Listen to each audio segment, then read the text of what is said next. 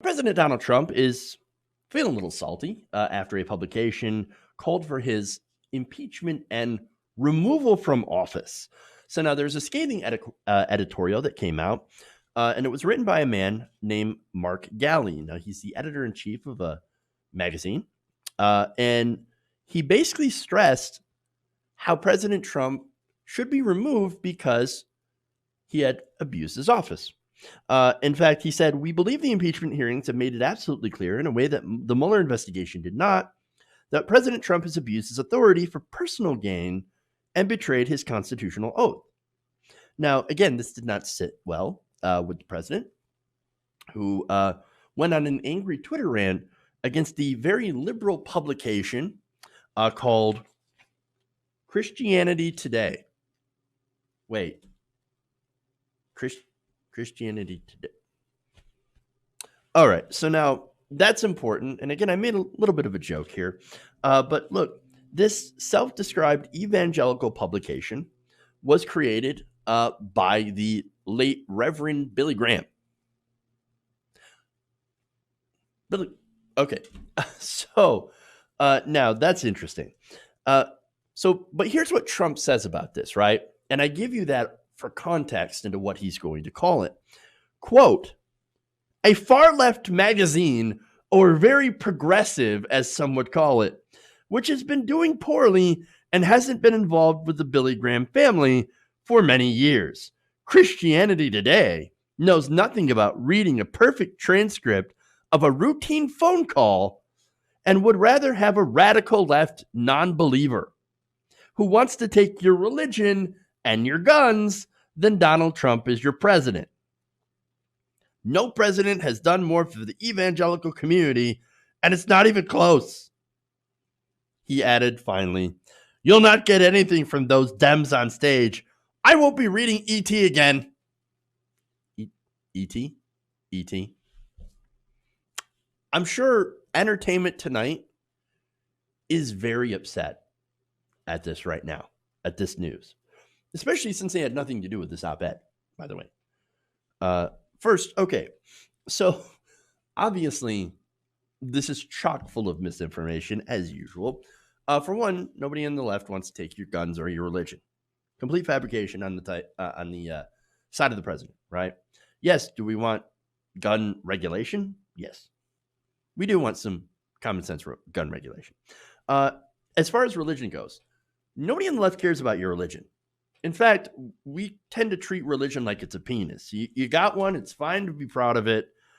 Just don't swing it around in people's faces. And for the love of God, do not put it where it's not wanted. Penis 101. Not only that, but it should be religious 101 or religion 101. Just don't put it where it's not wanted. Okay. Anyway, so that's Donald Trump, right? That's Trump's tweets. So now I want to show you and illustrate why he is so incredibly worked up by this. Now, Galil writes, "The facts in this instance are unambiguous. The President of the United States attempted to use his political power to coerce a foreign leader to harass and discredit one of the President's political opponents. That is not only a violation of the Constitution, more importantly, it is profoundly immoral. The reason many are not shocked about this is that the president has dumbed down the idea of morality in his administration. He has hired and fired a number of people who are now convicted criminals. He himself has admitted to immoral actions in business and his relationship with women, about which he remains proud.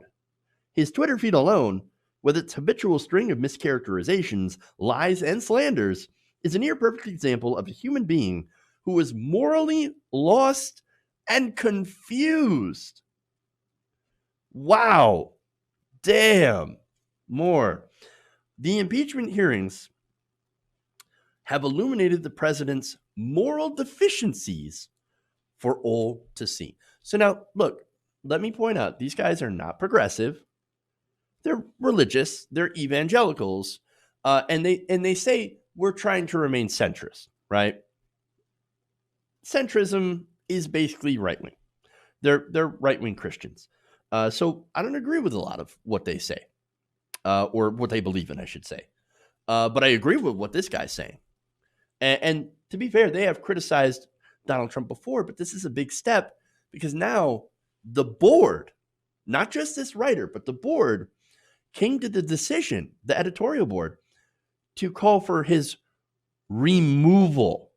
Removal. All right. So now, here's the thing. I want to give you an example of them being consistent, right? Even if I don't agree with this, they actually also called for the impeachment of Bill Clinton and removal on moral issues, right? So now they make the argument, well, what you did, having lied to Congress and having an affair, well, that's morally wrong. So I do believe that you should be removed. Again, I don't agree with that. Consensual affair. And again, that's not really a big issue. Yes, the lying to the Congress is a big issue, but at the same time, I don't know. It's different because it is based on this consensual relationship that nobody should have cared about anyway. So it's not actually based on other crimes. Okay. And so, look, Donald Trump's numerous affairs, right? Numerous alleged affairs. I don't care about that either. And I'm going to be consistent here about that. I do care about his abuse of power. I do care about the fact that he has broken laws. But again, this article is from the evangelical perspective. So according to their own standards and their own rules, not my standards, Donald Trump is unfit for leadership. Fair enough. Fair enough. Now, unfortunately, getting back to a piece in this article, right? The words that we applied to Mr. Clinton 20 years ago apply almost perfectly to our current president. Whether Mr. Trump should be removed from office by the Senate or by popular vote next election, that is a matter of prudential judgment. That he should be removed, we believe, is not a matter of partisan loyalties, but loyalty to the creator of the 10 Commandments. To the many evangelicals who continue to support Mr. Trump, in spite of his blackened moral record, we might say this: remember who you are and whom you serve. Look, that's a powerful message. Again, coming from, yes, people who are evangelical. Now, whether or not that will, translate into him losing evangelical support, I don't know. But it looks like that foundation is starting to crack. Just a little bit.